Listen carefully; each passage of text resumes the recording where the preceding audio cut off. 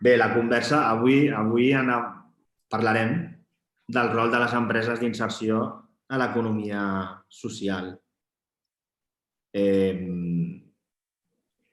Tenim a la Cata de moderadora. La Cata és administradora de l'associació i de l'empresa Sao Prat. De l'associació no, de l'associació no? l'empresa. De l'associació només soc secretària. Secretària, vale, però estàs dins de la Junta. Sí. També ens acompanya el Lluís Barnes, que és el director de Brins d'Oportunitats. Hola, què tal? Una que estan a Viladecans. I el Marc Pintor, que és el director general de Solidança des de fa uns poquets mesos. Gràcies a totes per estar amb nosaltres i comencem. Cata, si et sembla bé. Bé, doncs sí. Jo, des del dia que Jordi, des de Sao, vau compartir també amb la Mari Carmen, doncs anava pensant, i també és veritat que és un moment, clar, també depèn dels entorns amb qui et relaciones més, però és un moment en què sí que per mi s'està parlant una mica més de les empreses d'inserció, menys del que voldria, pel paper que s'està fent. I jo crec que sí que és important, és un bon moment o una bona oportunitat aquesta taula per explicar el trosset de terreny que estem cultivant per tota la comunitat. I jo sí que el que volia compartir-vos una mica és des de la perspectiva de la Federació d'Empreses d'Inserció, la FEICAT, doncs tenim una visió més global de la lluita del dia a dia de cada una de les empreses que estan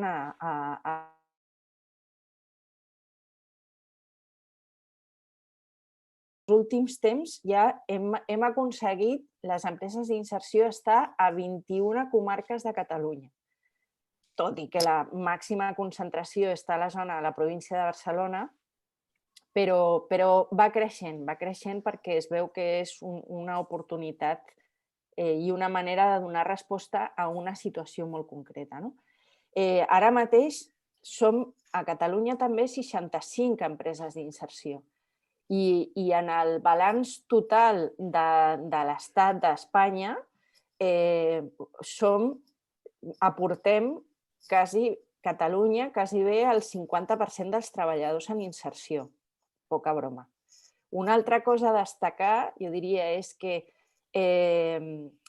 creixem en facturació, i dic en ingressos, però també en facturació, sobretot perquè creixem en facturació a clients privats, que crec que això també ens fa molt sostenibles i amb un model en el que la inserció sociolaboral és real també, perquè al final estem oferint un producte pel qual tant les administracions, esperem que cada vegada les administracions ens contractin més, d'això també podem parlar després, però els clients particulars i privats estan contents perquè oferim serveis de qualitat i, a més, donant oportunitats a les persones. Per tant, com a indicador objectiu també està el creixement en la facturació, que això no ha deixat de créixer en tots els anys, almenys des que la FEICAT està constituïda, el 2004, el registre és de creixement.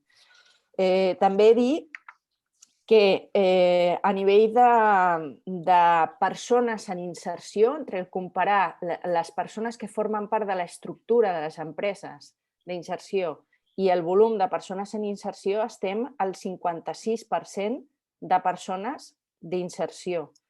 Per tant, fins i tot una mica més del que demana la llei. La llei diu 50-50, doncs nosaltres estem al 56,8% al balanç del 2019, que això també ha canviat en un any tan típic, o tan atípic, perdoneu, com el 2020. Destacar també que del 2020, de tots els ERTOs, ja no sé si són ERTES, ERTOs o ERTOs, en català són ERTOs. Aquí es va donar un fenomen que no s'ha donat a la resta d'empreses ni a la resta de la xarxa empresarial, que és que vam demanar a les empreses que ho vam necessitar, vam demanar o vam tramitar els ERTOs, però en el moment que ja es va poder tornar a treballar, de seguida van deixar de tenir els ERTOs. I el càlcul que s'havia fet fins i tot des de l'administració és que seria molt més llarg del que han estat. I, per tant, es va fer un càlcul dels ajuts pensant que els ERTOs continuarien, per tant, que els ajuts serien menys. No sé si m'estic explicant. O sigui, s'ha donat un fenomen de que nosaltres el que volem i el que posem en pràctica contínuament és la feina i persones treballant, no? Que, evidentment, quan necessitem estructures per sostenir, perquè hi ha situacions com les que estem vivint, que són complicades i que necessitem altres eines, les utilitzem, però que no ens quedem allà, sinó que en estar centrats en les persones de seguida reaccionem. També és veritat que l'administració ens acompanya en això, perquè de seguida van treure una convocatòria suplementària perquè es van adonar i ens van dir ostres, és que no pensàvem que reaccionaríeu tan ràpid amb el tema dels ERTOs. Per tant, saludem a la gent que entra també. I després també destacar també que tots aquests anys s'ha crescut també en número de persones contractades en inserció, en número de persones que surten amb una feina, és a dir, que es compleix la definició de les empreses d'inserció, és a dir, nosaltres som una eina molt específica, no finalista. Estem perquè les persones tornin al mercat laboral no protegit en condicions de dignitat. Però hi ha altres models que atenen a persones que no poden tornar a un model d'empresa no protegida. Nosaltres és donar pas. Doncs tenim el 2019, les últimes dades recollides, un 40% d'inserció de les persones, més un 20% també de persones que continuen en recerca de feina. Els resultats són... Sí, no, pero ahí el Zoom. Es que nosotros habíamos entrado por el Zoom, pero como no teníamos cámara ni nada, voy a intentar... I després això, que no s'ha disminuït el número de contractacions al 2020. I si mirem les dades de la crisi anterior, tampoc. Per tant, està demostrat que les empreses d'inserció són una eina adequada per donar feina a les persones que han quedat per circumstàncies diverses fora del sistema laboral i que tenen capacitats per aportar a la societat, que no ens podem quedar sense que aquestes persones tornin a aportar la seva part, no? Amb una dimensió de canvi, perquè també és després parlarem dels valors, però jo crec que un dels valors també de les empreses d'inserció és que no és la feina per la feina, sinó que és una feina amb una perspectiva d'integració de les persones, però també de transformació del món del treball i de la relació interpersonal en aquest intercanvi que suposa l'economia. Hasta aquí mi presentació, perquè crec que tots vosaltres teniu coses molt interessants a dir de cadascuna de les empreses, de la vostra trajectòria i de la vostra particularitat. I si us sembla, com vam parlar, el que podríem fer és compartir una mica qui som, què és allò específic dintre del comú que compartim i després ja passem a la part aquesta de seguir revolucionando el tema. Una coseta més, només perdoneu, és, perquè si no després potser se m'oblida, des de FEICAT ja crec que portem 2 anys que s'ha creat una eina especialment dirigida a les administracions públiques que està en una pàgina web, però que trucant a FEICAT, teniu tota la informació a la pàgina web, feicat.cat, que és pel tema d'assessorament en la reserva de mercat. hi ha molt de marge i no s'està utilitzant tot el que es podria utilitzar i això, evidentment, reverteix positivament en l'entorn i en la societat. Per tant, aquí la disponibilitat, l'ajuda a les administracions en l'assessorament en aquest camí, aquest procés, i també a la pàgina web concreta d'això, que és contractesreservats.cat, aquí es poden veure exemples d'altres ajuntaments, altres administracions, bons exemples que es poden copiar, diguem així. Ja, me callo. No sé qui vol ser... Comencem per ordre alfabètic? Comencem per Brins? Us sembla bé? Molt bé. Ha sigut una bona presentació. Jo crec que és just també reivindicar el paper de les empreses d'inserció en aquest món de l'economia social, perquè potser és el menys conegut de tots. El tema dels centres de treball, el tema de les cooperatives, etc., sí que està contínuament en els mitjans, però el tema de les empreses d'inserció jo crec que és un pèl diferent. És a dir, es complementen tots, i si cas en parlarem a la segona part, però sí que és important definir, i en bona part ja ho has començat a introduir tu, Cata, un rol un pèl diferent, i per tant trobo molt encertat inclús el títol de la conversa, és el rol de les empreses d'inserció dins del món de l'economia social. Anem a lo que anem. Em presento, soc Lluís Bernés i jo soc el gerent, el director gerent de l'empresa Brins Oportunitats, que bàsicament treballa a la zona de Baix Llobregat, Garraf, el Penedès, part de l'Anoia, perquè el que fem és agafar tota la zona del bisbat de Sant Feliu de Llobregat, que és un bisbat força nou, perquè és un bisbat que no existia i que, si no vaig equivocat, ara fa 8 anys que es va escindir del bisbat de Barcelona, constituir com a bisbat propi i té una zona molt gran d'influència. És important remarcar que les empreses d'inserció, crec, provenen o sigui, hi ha d'haver-hi una entitat fundacional que faci possible aquesta empresa d'inserció i que ha de tenir aquest no afany de lucre, etc. O sigui, ha de ser justificat que sigui una empresa d'inserció. Per exemple, la Ferrovial no hauria de poder fer una empresa d'inserció. Nosaltres, i aquí ve el tema de les especificitats, nosaltres naixem fa 3 anys i escaig de la mà de Càritas Sant Feliu. Càritas Sant Feliu és la Càritas que està al bisbat de Sant Feliu i en un moment determinat va creure oportú dins de la seva vessant d'acompanyament a les persones que li faltava una eina per poder acabar de fer el pas per acompanyar aquestes persones d'un acompanyament inicial, una formació molt bàsica, cap al món laboral. Faltava un pas i va creure oportú, veient el que hi havia amb altres Càritas i les diferents experiències, crear una empresa d'inserció que va ser Brins Oportunitats.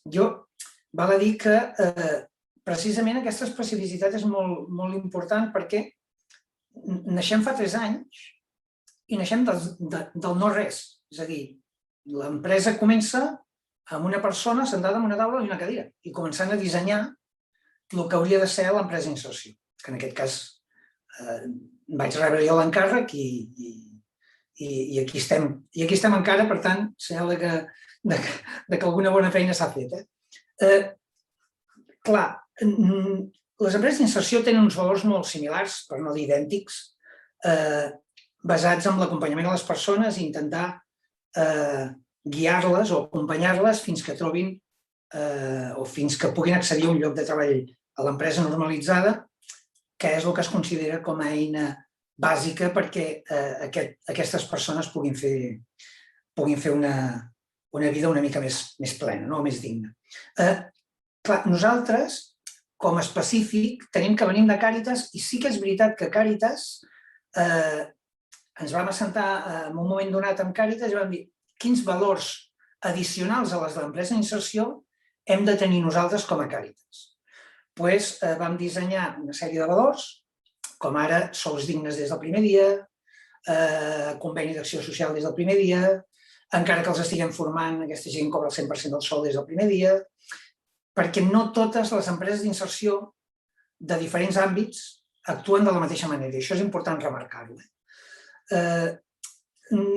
Nosaltres, per exemple, amb el tema dels ERTO, que comentava la Cata, en el seu moment, clar, nosaltres tenim una entitat a darrere que és Càritas i que està acostumada a vetllar per el benestar de les persones i, per exemple, amb el tema dels ERTOs també ens vam sentar i vam decidir no fer-ne. O sigui, vam estar durant els mesos que vam tenir certa inactivitat, perquè nosaltres sempre hem tingut activitat, sempre, més gran o més petita, no vam deixar de tenir el 100% d'activitat, sempre hem tingut un mínim d'un 40-50% d'activitat, però la resta sí que vam decidir amb Càritas, i aquest és un dels valors que potser ens diferencia d'altres empreses, o que ens va diferenciar en aquell moment, de que no fèiem ERTOs. Perquè hi havia una entitat a darrere que deia, nosaltres assumim l'acompanyament a les persones i tirem endavant amb... Aquests temes són importants perquè creen vincle. O sigui, això ens va dotar d'uns lligams amb els treballadors que al final reverteixen en la pròpia empresa. I, per tant, nosaltres aquest tipus de lligams, ja perquè siguem Càritas o perquè ens els creiem com a veïns, només faltaria, els intentem anar valoritzant i els intentem anar posant en marxa dins de la nostra empresa. Perquè al final, jo no sé si les altres empreses ho veieu igual, jo crec que sí, no deixem de ser famílies. O sigui, nosaltres no tenim treballadors, tenim companys, tenim gent que necessita ajuda en un moment donat, gent que ha passat malament una època determinada i que necessita certa ajuda. Un altre tema important és que les empreses d'inserció es diversifiquen segons el tipus de persones que tenen amb inserció.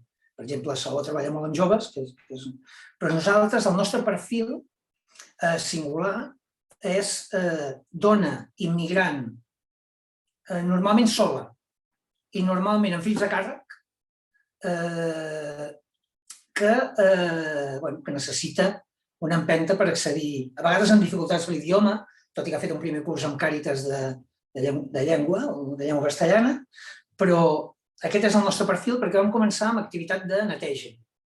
I aquest perfil donava més per aquest tipus d'activitat, tot i que tenim homes i dones en tots els serveis.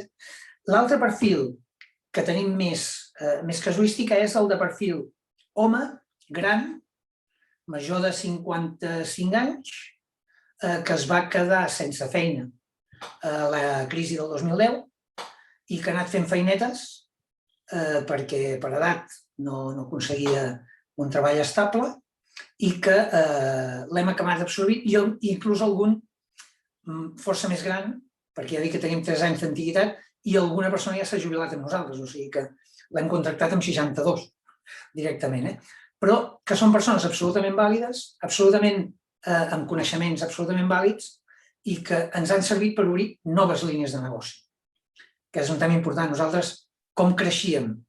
Doncs creixíem quan hi havia una oportunitat, buscàvem persones amb aquests perfils d'inserció que poguessin fer aquesta activitat i al revés, si teníem persones amb un perfil determinat, obríem línies de negoci que aquesta persona pogués ser vàlida. Per exemple, tenim gent que ve de la construcció, doncs hem obert petites reformes que poguessin fer en pisos, per exemple, de Càritas, o en pintura, pintors que es van quedar sense feina al seu moment, pintors excel·lents, i que hem obert un servei de pintura també.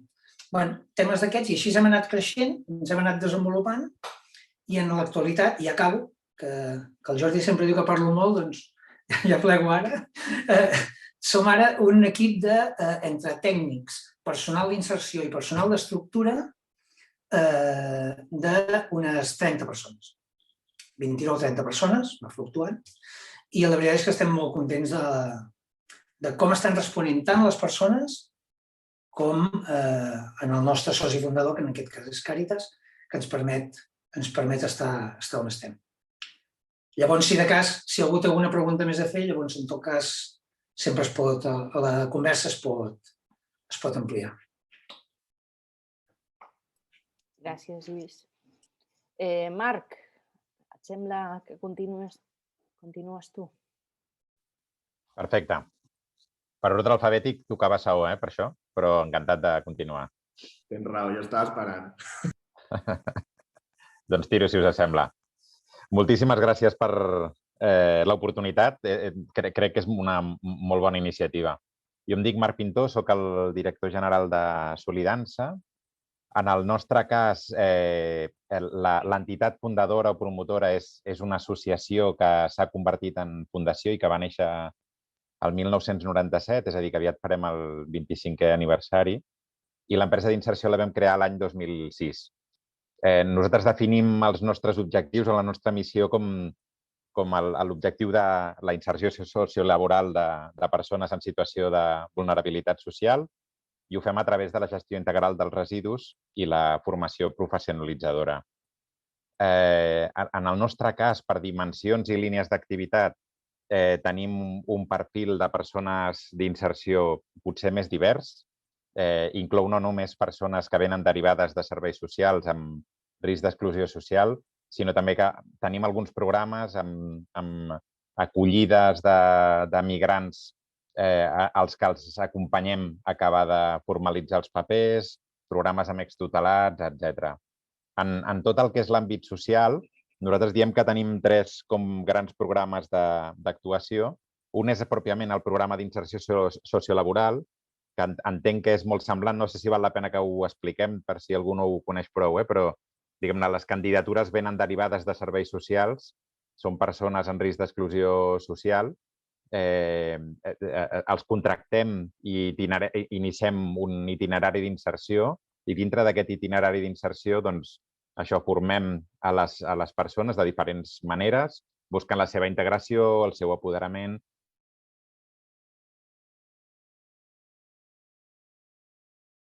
Empreses externes i que tinguin un treball digne.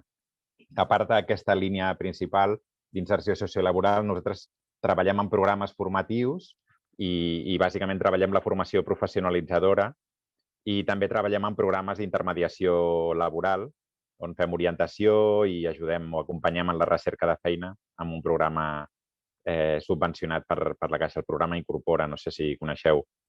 Per posar alguna dada, l'any 2020 va ser difícil també, com per tothom, però malgrat les dificultats vam atendre amb aquests 3 programes que us comentava a 620 persones. Ara mateix tenim 86 llocs de treball amb itineraris d'inserció, o sigui, llocs de treball d'inserció, pels quals han passat persones, algunes de les quals acaben trobant feina dintre de l'itinerari o al final de l'itinerari i, per tant, les contractacions han sigut superiors d'inserció, amb bastant d'èxit d'inserció. Potser una de les especificitats és que, com aneu veient, cada entitat, cada empresa d'inserció treballem en àmbits diferents. En el nostre cas, abans us parlava de la gestió integral de residus. Nosaltres parlem sovint de l'economia circular. El que intentem és passar d'un model d'economia lineal, molt extractora de recursos naturals i generant molts residus i contaminació. Volem contribuir a passar a un model d'economia circular i social també, i aquest és el vincle en el que treballem. Els àmbits concretament en els que treballem són el de la recollida de residus, sobretot treballem el residu tèxtil, la roba, els electrodomèstics i electrònica, això que se'n diuen RAEs, i els mobles i voluminosos. No només fem la recollida de diferents maneres, sinó que el que fem és classifiquem, triem i preparem per la reutilització i, en tot cas, el reciclatge, aquestes 3 grans fraccions de residus en els que treballem. També ho distribuïm, tenim una xarxa de 10 botigues. Treballem tot el que és el consum i la compra responsable a través de diferents, a part de les botigues, a través de diferents campanyes d'educació ambiental i tenim algun projecte de cooperació internacional. En el cas de la roba, ho fem a través de la cooperativa Roba Amiga, junt amb altres entitats que treballem sota una marca comú i amb un model de treball comú i un compromís també i una manera de treballar comuna. Són aquests contenidors taronges en els que recollim la roba, segur que n'heu vist per molts municipis. En el nostre cas, treballem concretament a 166 municipis, no només del Baix Llobregat, sinó sobretot àrea metropolitana, però també Girona, Garrotxa, etc. Concretament tenim poc més de 1.000 contenidors estesos pel territori i recollim l'any passat, el 2020, malgrat que és un any estrany i una mica típic, 5.000 tones de residus. Tenim planta de triatge de roba, que dona ocupació a moltes persones i, com us deia abans, tenim 10 botigues on venem no només la roba, sinó també les altres fraccions que us comentaven, mobles reciclats, electrodomèstics, reparats, etc. Només el circuit de la roba genera 57 llocs de treball d'inserció. Us he explicat les xifres de la roba, que són això, poc més de 5.000 tones l'any. Amb aparells electrònics i elèctrics gestionem unes 62 tones a l'any, una gran part de les quals aconseguim preparar per la reutilització i revendre a través de les nostres botigues. I després, amb mobles i voluminosos, gestionem unes 243 tones, xifres de l'any 2020. Fem moltes més coses, segur que em deixo. Entre altres, gestionem deixalleries. Ara mateix estem gestionant 7 deixalleries fixes, 2 deixalleries mòbils, 2 punts nets municipals. Tenim un servei mòbil d'autoreparació, la Reparatrac i la Didaltrac, que són furgonetes amb les que fomentem que les persones puguin venir i amb el nostre acompanyament reparar des de bicicletes, electrodomèstics, a temes de roba, confecció, petites reparacions, etc. Tenim tota una línia d'activitats d'educació ambiental, com abans us comentàvem. Treballem amb tot el que és aprofitament o reaprofitament i distribució de menjar i tenim projectes de cooperació. Especialment col·laborem amb un que ens interessa molt, a Gàmbia, relacionat amb l'apoderament de les dones, l'emprenedoria i tot això a través de les instal·lacions de plaques solars fotovoltaiques. Segur que em deixo coses. Per anar acabant ja, algunes coses que destacaria és, en general, som entitats que treballem molt en xarxa. Nosaltres, en particular, a part de la FEICAT, segur que em deixo coses, però destacaria com a mínim la xarxa d'economia solidària de Catalunya. Ja us he comentat també la cooperativa Roba Amiga i formem part de l'AERES, l'Associació Espanyola de Recuperadors d'Economia Social i Solidària. I ja per acabar, el que diria és, les empreses d'inserció crec que és important ressaltar que som empreses que són professionals, que som competitives, però al mateix temps tenim no només un compromís, sinó que generem un elevat impacte social i ambiental. I crec que això és com molt destacable. I en tot cas, després continuem parlant a la taula rodona. Gràcies. Gràcies, Marc. Ara sí, Jordi. Molt d'acord, Marc, amb l'últim que acabes de dir. Com comentaven els companys, nosaltres, Sao Prat, venim d'una entitat fundadora, de l'associació Sao Prat, que en el seu moment, cap al 2004-2005, va iniciar formació prelaboral per joves que havien quedat fora del sistema educatiu. Per diferents circumstàncies, joves del Prat, joves extutelats de la Generalitat, que tenien moltes dificultats per poder entrar en el món laboral. L'associació feia aquesta formació prelaboral en manteniment d'edificis, però teníem el hàndicap i el problema que després era molt difícil que després d'aquesta formació entressin a treballar en una empresa. A partir d'aquí neix l'empresa d'inserció per fer tot un itinerari laboral per a aquests joves que acabaven la formació inicial d'eines bàsiques per poder mantenir un contracte.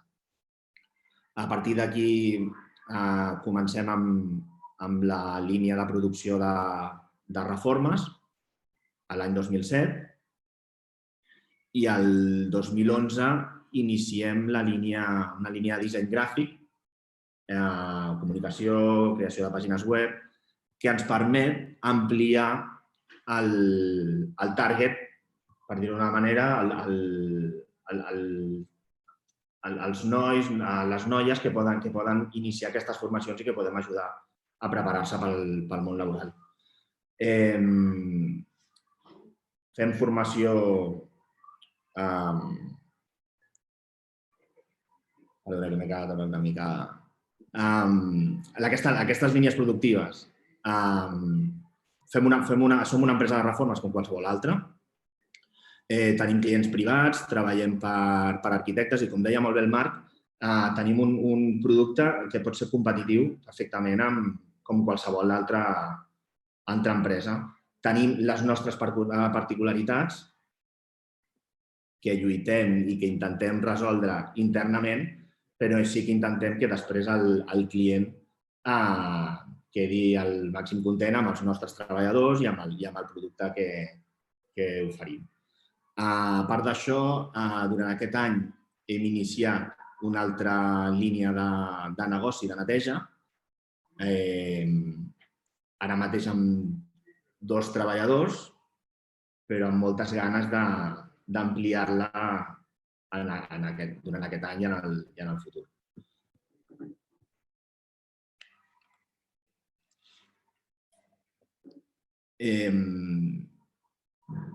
Si voleu, comentem una mica després i ampliem una mica el que fem. Molt bé, gràcies. Jordi, jo en escoltar, la veritat és que sempre penso, dic, és que realment això de les empreses d'inserció és un bon invent. I és veritat que el dia a dia és com de bojos, no? Estar ficats en un tipus de negoci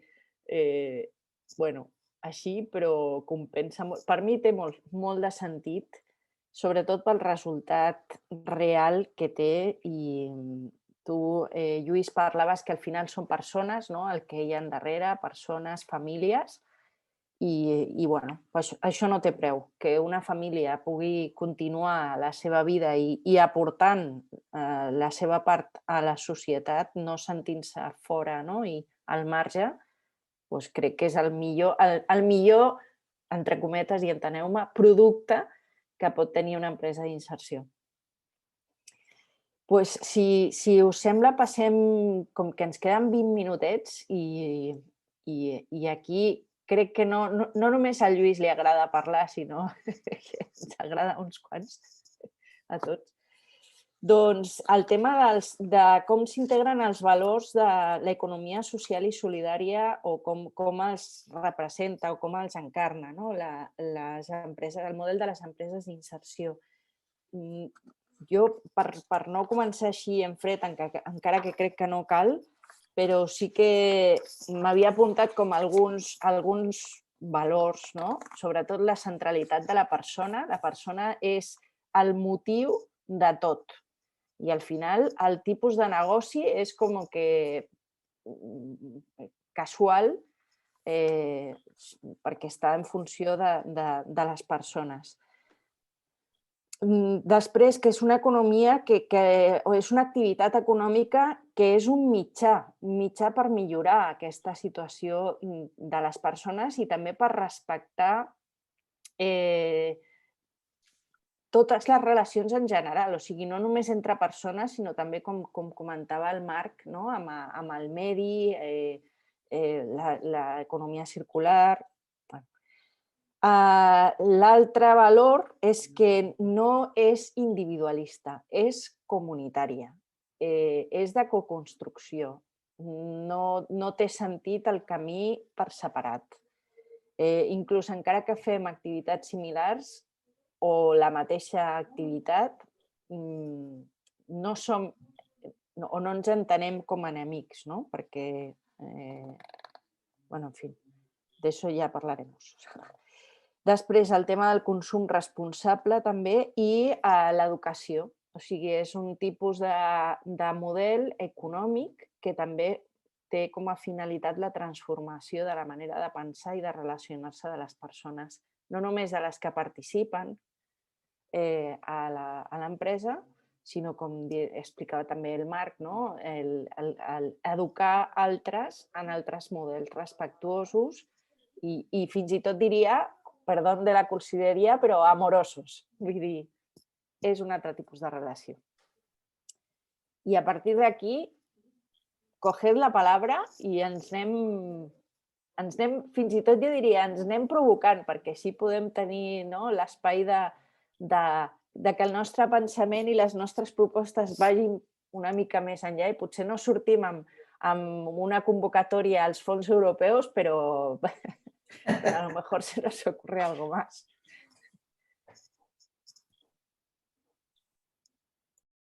No sé com ho veu. A mi m'agradaria, o sigui, absolutament d'acord amb tot el que ha dit la Cata. És a dir, són aquests els valors que ens mouen i crec que tothom, vaja, s'hi veu reflectit d'una manera o altra. Sí que és veritat que m'agradaria l'activitat, has dit la frase que l'activitat és el de menys, l'important són les persones. És realment com hem crescut nosaltres. És a dir, nosaltres, que ja ho he comentat una mica abans, o pel fet que teníem una oportunitat de fer una activitat. Busquem les persones que necessiten ser acompanyades i que poden fer aquella activitat, o bé perquè tenim persones, perquè tenim l'entorn de Càritas, desgraciadament, amb gent que necessita aquest acompanyament, doncs tenim perfils que ens permeten crear aquesta activitat. O sigui, l'activitat, com ho deies tu, no és el fi, és el mitjà. És a dir, no hem fet un pla de negoci i hem dit, va, serem la millor empresa de neteja de tota la província de Barcelona i part de l'estranger, no? I què hem fet? Doncs utilitzar la gent que tenim amb la mentalitat de donar-los oportunitats. I un tema molt important, una empresa d'inserció, ostres, té que tenir una mentalitat absoluta. Jo que vinc de l'empresa privada, o sigui, abans de treballar al sector social vinc de l'empresa privada, la mentalitat d'una empresa d'inserció, o sigui, que tu contractis una persona amb la finalitat que et marxi de l'empresa, o sigui, és una mentalitat totalment diferent a la que té l'empresa, que és d'intentar conservar aquella persona, fer-la créixer dins l'empresa, que continuï i que no marxi mai, si funciona que no marxi mai. Doncs nosaltres la mentalitat és totalment diferent. És a dir, nosaltres podem tenir un grandíssim treballador fent una feina i l'únic que estem pensant és com aquella persona la pot fitxar una altra empresa. O sigui, tot el contrari de com... I això jo crec que és una mentalitat que s'ha de tenir en compte. Callo, i ara seguiu. No, tens tota la raó, Lluís. A més, és una complicació que tenim, perquè a més, quan més formada està, quan més preparada, quan sempre arriba bé, no té problemes amb els companys, és el moment perfecte perquè marxi. I comencem un altre cop un altre itinerari. Aquesta és una dificultat que tenim, però que també fa que l'empresa sigui molt viva. Jo crec que això també al final és positiu per nosaltres. Sí, coincideixo, i a més és el que més ens satisfà. El que normalment ens omple d'orgull i ens genera somriures i satisfacció de treballar és quan veus aquests casos d'èxits, de persones que han començat amb nosaltres i després de l'itinerari o durant l'itinerari doncs troben una altra feina i a més tornen, t'expliquen, t'agraeixen i és potser del millor. En el nostre cas, potser l'àmbit d'actuació no és qualsevol cosa i tenim com aquesta doble finalitat, la part més social i també l'àmbit de l'economia circular perquè creiem que, a més, estem generant un impacte ambiental. Com a valors coincideixo amb el que has dit, Cata, completament. N'afegiria alguns que en alguns casos són matisos. Hi ha una part de transformació social, creiem que estem contribuint a un altre model de treball i a una certa transformació social i és important destacar-ho. La part d'emancipació i apoderament de les persones també és important, no només formem professionalment, sinó que també intentem fer-ho d'una manera emancipadora. crec que la cooperació és important i abans has tret un punt que em sembla interessant. En alguns moments podem competir inclús entre empreses d'inserció per un concurs o alguna cosa semblant, però ho fem sempre des d'una manera cooperativa, ajudant-nos constantment de diferents maneres. I, a més, solem ser entitats amb molta xarxa, amb molta aliança, perquè som conscients de que si volem arribar més lluny ho hem de fer acompanyats d'altres, per tenir més força. I un altre punt per mi important és el de la transparència. És un altre valor que sol ser un factor comú en moltes entitats i en aquest cas empreses d'inserció. I després un altre és el de la innovació, per diferents raons, però entre elles la supervivència i la nostra raó de ser. Constantment estem innovant, buscant noves línies de negoci, noves maneres de treballar, etc. Crec que sí, totalment d'acord amb això de la innovació i també amb... A veure, voy por partes. Amb el tema de la innovació, crec que realment és una innovació lligada al no lucre. Perquè ara la innovació està lligada al superlucre. Vull dir, com gasto menys per tenir més, per tenir més resultat. I resultat econòmic, benefici. I en aquest cas jo crec que és com ens innovem per que més persones siguin beneficiades de l'activitat o del que sigui. I això crec que sí que és important. I a més és un tema, crec que de futur, el tema del no lucre, perquè sí que és veritat que, per exemple, amb els centres especials de treball, el lucre, o sigui, hi ha no lucre claríssimament, però també hi ha lucre. Vull dir, i crec que no podem ser ingenus en què el model de les empreses d'inserció,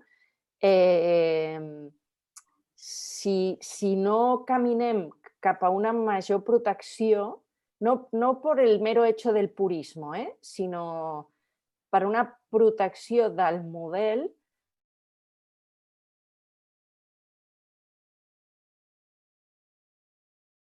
ferrovial. Per què? Perquè em surt a compte, si realment aconseguim créixer en el tema del mercat reservat, que també he de dir que nosaltres, com a sector, som molt conscients que nosaltres no ens volem menjar tot el mercat. No és això, però volem fer la part de feina que podem fer. I aquí encara hi ha molt de marge per poder treballar. Però si una empresa a l'uso o una entitat a l'uso veu allà la possibilitat de negoci, encara com a model d'empreses d'inserció crec que sí que hem de fer una proposta de canvi de llei, perquè de moment nosaltres estem parlant de, justament som tres empreses d'inserció que tenen com a soci fundador una entitat sense ànim de lucre, però la llei diu que és un 51%. Per tant, aquí crec que hem de caminar per a un canvi que sigui el 100%, per assegurar el model, perquè sí que podem perdre i acabar tenint models però una mica d'explotació de persones, que al final les persones amb les que estem són persones que són febles o estan en un moment feble i de vegades quan comencen els itineraris no estan o no tenen veu com per protestar per aquesta explotació o possible explotació. Per tant, ahí un reto que tenim com a sector. I torno al tema de la innovació, innovar per generar més benestar, en el sentit més positiu de la paraula, crec que sí que és una característica nostra. I també incomprensible per al món. Som diferents. Som diferents, està clar. A mi sí que m'agradaria, i això crec que m'ho heu sentit dir moltes vegades, però a mi, jo soc d'aquest parer, es parla molt de contractació reservada. Es parla molt de contracte reservat. Jo i potser és una impressió errònia, i aquí per això estem al debat. La contractació reservada està molt bé i és absolutament necessari. Una empresa d'inserció dins la contractació reservada. Sí, està bé, està bé. Però jo soc del parer que el que hem de fer és més docència davant de l'administració, més sobre que en les licitacions normals, en les que fan totes les administracions, posin clàusules socials que obliguin o fomentin que aquestes empreses que liciten col·laborin amb empreses com la nostra. Perquè si el nostre objectiu fos tenir molta activitat i que la gent que tenim, tenir-la per sempre, te diria, sí, contractació reservada.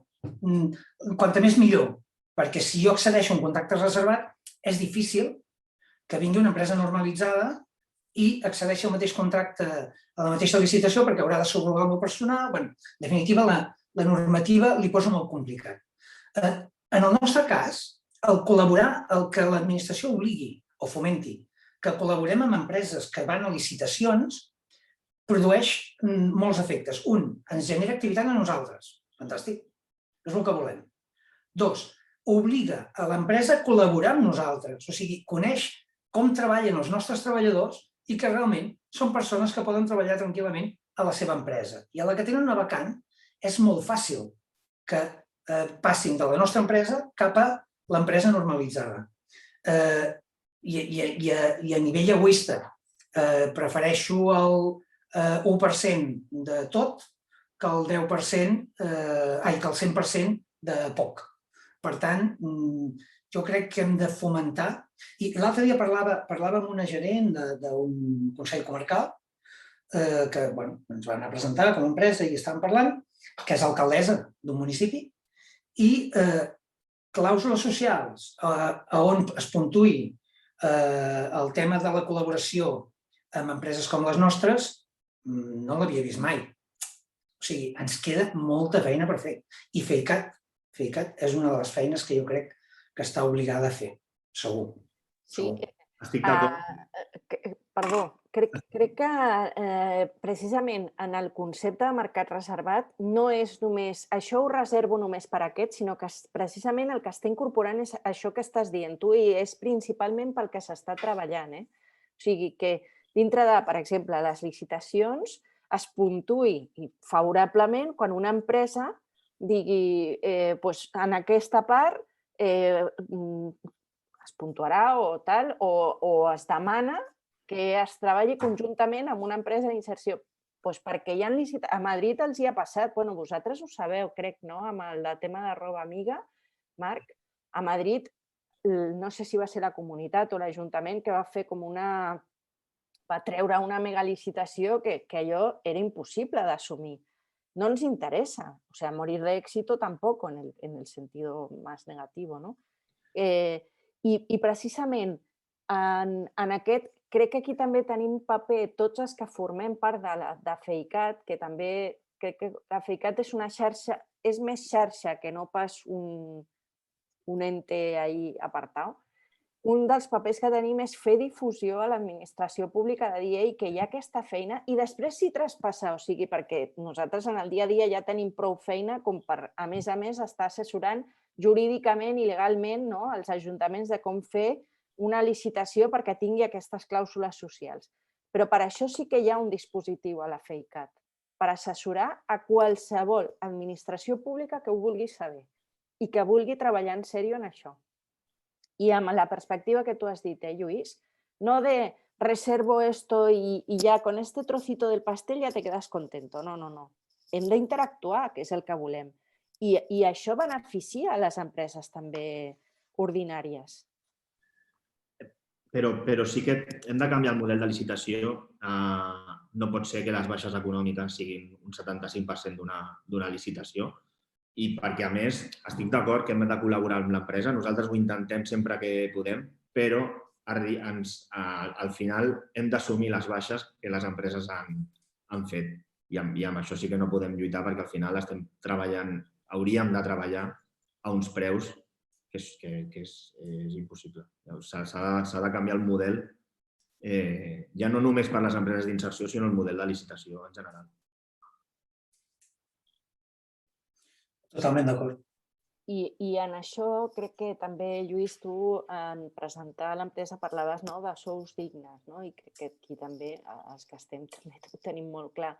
Però també ens hem de tocar la porta entre nosaltres quan alguna pot assumir una baixa que no correspon. O sigui, els sous de les persones, la feina dels nostres treballadors no val menys que la feina d'un treballador d'una altra empresa. Per tant, no podem assumir les baixes que... Sí, això està claríssim. I entre nosaltres ens hem de dir, oye, no pot ser que una empresa vaya i lo acepte. No pot ser, perquè estem parlant de tot el sector. Aquí també tenim feina com a FEICAT. El tema de les clàusules jo crec que és molt interessant estudiar-ho a fons, perquè, per exemple, a Barcelona, ara crec recordar, va tenir una licitació, ara no recordo quina era, on posava exactament el sou que havien de cobrar els treballadors, tots els treballadors de l'empresa que es presentés, i això és molt interessant perquè obliga a, com a mínim, posar un mínim. És a dir, tots els treballadors han de cobrar més que això, i qui no ho pugui acreditar no es pot presentar a la licitació. Llavors, aquí, les clàusules socials poden ser molt senzilles, col·laborar amb una empresa d'inserció amb aquest percentatge del servei o de l'obra, o poden ser, no, l'empresa d'inserció ha de complir aquests requisits, aquests, i l'empresa pròpia ha de complir aquests. O sigui, jo crec que hem d'afinar el tema de les licitacions perquè aquestes coses no passin. I sí que és veritat que les empreses d'inserció haurien de tenir molt clar quin és el nostre paper i aquestes baixes, que és veritat, que t'obliguen les empreses que volen col·laborar amb tu, t'obliguen a acceptar, doncs marcar un límit. És a dir, les empreses d'inserció per sota d'això, és que cap empresa hauria de treballar per sota d'això. Llavors aquí sí que tenim feina i camp per córrer i potser, no sé ben bé el paper on s'hauria de jugar, però hauria d'haver-hi un ens aglutinador i FEICAT em sembla una bona eina que totes aquestes coses les promogués d'alguna manera. Creés grups de treball, perquè estic convençut que tots nosaltres col·laboraríem en fer millor tot això. I llavors, amb una proposta conjunta, des d'una organització com FEICAT, taula del tercer sector o conselleria directament. Aquí tens les nostres propostes perquè les tiris endavant de la manera que creguis més important.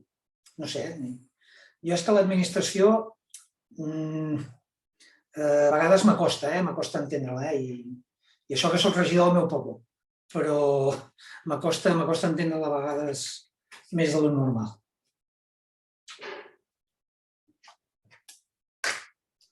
Marc, que estàs molt callat.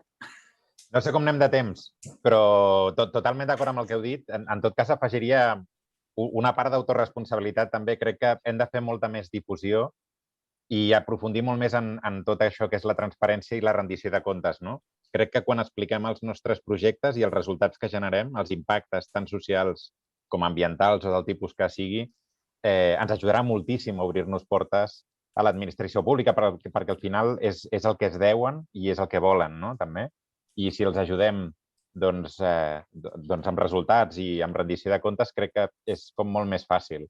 Nosaltres, darrerament, alguns dels concursos que hem guanyat o de les feines que estem fent, el que ens ajuda és dir, veieu, això ha generat X llocs de treball locals a través dels vostres serveis socials, generant un impacte social significatiu a la població i, a més, un impacte ambiental en forma de residus estalviats, emissions de diòxid de carboni, etc. I això ajuda moltíssim. Jo, de totes maneres, sí que prenc nota de... això, crec que els reptes que tenim. El treball... Perdona, Cata, només un incís. És que me n'he descuidat de dir-ho al començament i em quedaria mal regust. El tema del treball en xarxa, que és molt important, que abans ho comentava el Marc, si Brins és el que és a dia d'avui, jo crec que un percentatge, més petit o més gran, és igual, però important, per exemple, és gràcies a Sou. O sigui, nosaltres, quan vam començar, teníem 2 treballadors i ens encarregaven feines que no podíem fer perquè teníem 2 treballadors. I aquí va començar una relació amb el Jordi, amb Saó, on intentàvem ajudar-nos mútuament, perquè ells deien, que era una empresa petita, i aquí al final, això que dèiem de la competició, més que enemics competidors, però som uns competidors totalment diferents, perquè si hem d'anar junts a una, anem junts a una. I si Saó s'emporta una licitació que m'he presentat jo com a vins i se l'endú Saó, jo me n'alegraré moltíssim per Saó, jo ho sento molt. Nosaltres, jo crec que som d'una pasta diferent i aquesta pasta es nota en tot el que fem, amb la relació amb els treballadors, amb la relació amb els clients, amb la relació amb l'administració, amb tot. Perdoneu, l'incís, però si no feia aquest agraïment m'hagués quedat mal regust, ho sento. Doncs t'ho agraïm i ens alegrem. Tens raó perquè tenim molt marge de millora en relació entre nosaltres. Molt marge. Molt bé, doncs sí que ens passem 5 minuts ja de l'hora, que s'ha passat volant, Ha sido... La veritat és que sí. Ràpid. El dissabte tenim la Fira d'Economia Social del Prat, aquí el dissabte al matí, aquí al Prat. Us passarem la informació. Vale. El Xavier Jiménez ens diu pel xat que moltes gràcies. Gràcies, Xavier, per estar també. I l'Olivia es despedeix, ja ha sortit. I ja està. Moltes gràcies per venir, per assistir, per ajudar-nos en aquesta conversa. Gràcies a vosaltres. Moltes gràcies. N'hem de fer més. Seguim, això. Molt bé. Gràcies, que vagi molt bé. Una abraçada. Adéu. Adéu. Adéu.